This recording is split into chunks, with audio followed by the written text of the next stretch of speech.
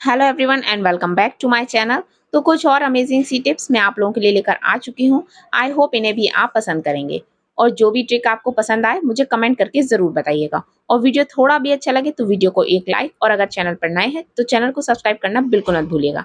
तो चलिए दोस्तों आज का वीडियो स्टार्ट करते हैं। तो दोस्तों कुछ सब्जियां ऐसी होती हैं जिन्हें काटने या छीलने पर हमारे हाथ और चाकू दोनों ही चिकने चिकने से हो जाते हैं। एक लसलसापन होता है उन सब्जियों में, जैसे कि भिंडी हुई, अरबी, कटहल। ये सारी चीजें जब हम काटते हैं तो हमारे हाथ और चाकू दोनों ही चिपचिपे हो जाते हैं और जिन्हें साफ करने में बहुत ही ज्यादा समय लगता है। तो अब इस तरीके की आप कोई भी सब्जी काटें तो उसको काटने से पहले अपने चाकू और अपने हाथों पे आप कोई भी तेल लगा लें, जिससे जो सब्जी का लसलसापन है वो चाकू और हाथों दोनों में ही नहीं लगेगा। और उसके बाद आप सब्जी काटिए, ना ही आपका चाकू गंदा होगा और ना ही आपके हाथ खराब होंगे। तो जिनको साफ करने के लिए आपको घंटों का समय बिल्कुल नहीं लगेगा।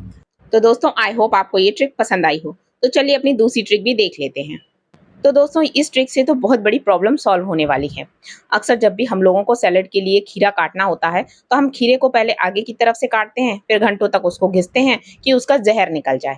फिर उसके बाद हम इसको छीलते हैं सैलेड के लिए। तो एक जरा से खीरे का हमें सैलेड बनाने के लिए कितना ज़्यादा टाइम लगता है। पर अब आपको सैलेड बनाने के लिए घंटों इंतज़ार करने की बिल्कुल ज़रूरत नहीं है। जब भी खीरा आपको काटना हो, कभी भी साइड से खीरा पहले ना काटें। सबसे पहले खीरे को बीच में से काटें। इस तरीके से इसके 2 टुकड़े कर लीजिए। उसके बाद आगे और पीछे का हिस्सा निकाल कर फिर आप इसको सैलेड के लिए काट लीजिए। अगर आप इस तरीके से सैलेड के लिए खीरा काटेंगे तो खीरा बिल्कुल भी कड़वा नहीं निकलेगा। इस ट्रिक को ज़रूर आज़मा कर देखें। पहले मैं भी घंटों तक खीरा रगड़ कर उसके बाद सैलेड बनाती थी, पर अब मैं ऐसा कुछ भी नहीं करती हूँ। बीच में से खीरा काटिए और खीरे का इस्तेमाल करिए। तो दोस्तों इस ट्रिक को ज़रूर आज़मा कर देखिएगा। अगर पसंद आए तो मुझे कमेंट करके ज़रूर बताइएगा। तो चलिए दोस्तों हमारी अगली यूज़फुल टिप क्या है वो भी हम देख लेते हैं। तो दोस्तों आजकल हर किसी के घर में सॉस के इस तरीके के पाउच आते हैं। अब बॉटल को लोग कम ही इस्तेमाल करते हैं और इस तरीके का रिफिल वाला पाउच इस्तेमाल करते हैं। तो जब ये खाली हो जाता है तो हम इसको अच्छी तरीके से निचोड़ के इसका जितना भी सॉस होता है उसको निकाल लेते हैं। पर इसका जितना भी सॉस हम निकालते हैं उसके बावजूद इसमें काफ़ी सारा सॉस रह जाता है जो कि निकलता नहीं है। पर उसको भी हम बहुत आसानी से निकाल सकते हैं। बहुत ही ईजी सी ट्रिक हमको फॉलो करनी है। तो अभी पहले जितना सॉस निकल रहा है मैं उतना निकाल लूँगी। तो अब इससे ज़्यादा सॉस इसमें नहीं निकल रहा है। तो चलिए एक ईज़ी सी ट्रिक आज़माते हैं। तो हमको लेना है बेलन और बेलन से इस पूरे जो पैकेट है इसको हमें इस तरीके से बेल देना है। तो जितना भी इसमें सॉस होगा साइड से वो सारा ही सिमट के एक तरफ आ जाएगा। तो ये जो हाथों से इतने आसानी से नहीं होता है, पर इस बेलन की मदद से आप देखिएगा कि कितना सारा सॉस अभी निकल कर आएगा। तो ये देखिए इसमें यहाँ पर पूरा ये सॉस भरा हुआ आ गया है। तो अब मैं आपको निकाल कर दिखाती हूँ। तो ये देखिए दोस्तों, इस पैकेट को जिसको हम फेंक देते अभी, इसमें से कितना सारा सॉस और निकल आया है, जिसका एक बार में पूरी फैमिली का इस्तेमाल हो सकता है। तो दोस्तों अब आपके घर में कोई भी इस तरीके के रिफिल के पैकेट आए तो उन्हें फेंकने से पहले एक बार इस ट्रिक को ज़रूर आज़मा कर देख लीजिएगा। आजकल हैंड वॉश या मेयोनी वगैरह भी सारी इसी तरीके के पैकेट्स में आते हैं, जिनका सभी लोग इस्तेमाल करते हैं। तो उनको फेंकने से पहले एक बार इस ट्रिक को ज़रूर आज़मा कर देख लीजिएगा। तो दोस्तों ट्रिक पसंद आई हो तो एक लाइक और चैनल को सब्सक्राइब करना बिल्कुल मत भूलिएगा। तो चलिए अपनी नेक्स्ट ट्रिक भी देख लेते हैं। तो दोस्तों मिक्सर का इस्तेमाल तो हर घर में अब रोज ही होता है, पर इसको इस्तेमाल करने के बाद इसको सही ढंग से रखना भी बहुत ज़्यादा ज़रूरी है। तो अगर आप भी अपनी मिक्सी में इस तरीके से जो उसका वायर है उसको लपेट कर रखते हैं तो आप भी ऐसा मत करिए। मैं ऐसा करती थी, जिसकी वजह से ये जो पीछे मिक्सी से जहाँ से ये वायर जुड़ी रहती है वहां से ये हल्की सी अंदर ही अंदर से ये टूट गई वायर, और जिसकी वजह से मुझे इसको दोबारा से रिपेयर कराना पड़ा। क्योंकि जब भी हम वायर को इस तरीके से लपेटते हैं तो वायर खिंचती है अपनी जगह से और वो कहीं ना कहीं से डैमेज होना शुरू हो जाती है और धीरे धीरे करके किसी ना किसी दिन आपकी मिक्सी चलना बंद हो जाएगी। तो मेरे साथ ऐसा हुआ तो मैंने सोचा ये आपके साथ भी शेयर करूं। अब इसको हम किस तरीके से लपेटें, आज मैं वो आपके साथ शेयर कर रही हूँ। तो इस तरीके की कुछ क्लिप्स आती हैं मार्केट में, जिनको आप अपनी मिक्सी में पीछे इस तरीके से चिपका सकते हैं और इसमें इस तरीके से आप पीछे ही वायर को लपेट कर रखें। पर अगर आपके पास इस तरीके की क्लिप नहीं है तो कोई भी कपड़े वाली जो क्लिप्स होती हैं आप उसका इस्तेमाल कर सकते हैं। तो अब इसके लिए आप ले लीजिए कोई भी डबल साइडेड टेप। मैंने ये वाला टेप लिया है। ये टेप बहुत ही ज़्यादा स्ट्रॉन्ग होता है बाकी के जो डबल साइडेड टेप होते हैं उनसे। तो ये बिल्कुल भी निकलता नहीं है। एक बार इसको जहाँ स्टिक कर दो ये वहाँ स्टिक हो जाता है। तो इसको हम इस क्लिप में पीछे वाला जो एरिया है इस पर हम इसको चिपका देंगे और फिर इस क्लिप को आप मिक्सी के अपने पीछे लगा दीजिए इस तरीके से।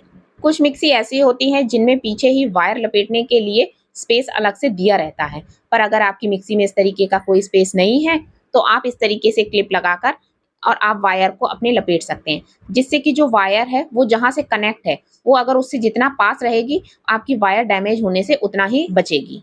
तो अब कभी भी आप मिक्सी में वायर को लपेट कर बिल्कुल मत रखिए, इस तरीके से अलग से वायर को लगाइए तो आपकी मिक्सी कभी भी डैमेज नहीं होगी। और इस तरीके से कवर करके मिक्सी को रखिए, जिससे कोई भी चिकनाई वगैरह किचन में जो होती है धूल मिट्टी उसमें नहीं लगेगी। तो दोस्तों ट्रिक पसंद आई हो तो एक लाइक जरूर कीजिएगा। तो चलिए देख लेते हैं हमारी अगली ट्रिक। क्या आप लोग भी अपने घर में अदरक लहसुन का जो पेस्ट है वो मार्केट से लेकर आते हैं? तो दोस्तों बहुत सारी लेडीज ऐसी भी होंगी जिन्हें सुबह सुबह बच्चों के टिफिन, हस्बैंड के टिफिन बनाने होते हैं और जिसके लिए उनके पास टाइम नहीं होता है और वो मार्केट से इस तरीके का पेस्ट लाकर रखती हैं। पर अब आप घर पर ही इस तरीके का अदरक और लहसुन का पेस्ट बनाकर रख सकते हैं। या फिर बहुत सारी लेडीज ऐसी भी होंगी जो वर्किंग होंगी, जिन्हें खुद भी ऑफिस जाना होता है, तो सुबह सुबह खाना बनाने में और मसाले वगैरह पीसने में बहुत ज्यादा टाइम हमारा जाता है। तो अब मैं आपको बताऊंगी कि आप अदरक और लहसुन का पेस्ट घर में बनाकर रख सकते हैं, जिसको आप कम से कम नहीं तो 1.5 महीने तक इस्तेमाल कर सकते हैं। वो बिल्कुल भी खराब नहीं होगा। तो एक मिक्सर जार ले लीजिए और अदरक और लहसुन को छीलकर अच्छी तरीके से साफ कर लीजिए। और मैंने यहाँ अदरक के छोटे छोटे से टुकड़े कर लिए हैं और इसको हम ग्राइंडर में डाल देंगे। और अब मैं इसमें ऐड कर रही हूँ नमक, और इसके साथ ही जो भी आप खाने में अपना तेल इस्तेमाल करते हैं वो तेल आपको इसमें 1 से 1.5 चम्मच के करीब डाल देना है। इसके अलावा आपको इसमें 5वीं कोई भी चीज नहीं डालनी है, पानी आपको इसमें बिल्कुल नहीं डालना है, कोई विनेगर नहीं, कुछ भी नहीं। तो देखिए इसका एक स्मूथ सा पेस्ट बन के तैयार हो चुका है और इसको आप स्टोर करके रख सकते हैं। कम से कम 40 से 45 दिन तक आप इसको रखिए, ये बिल्कुल भी खराब नहीं होगा।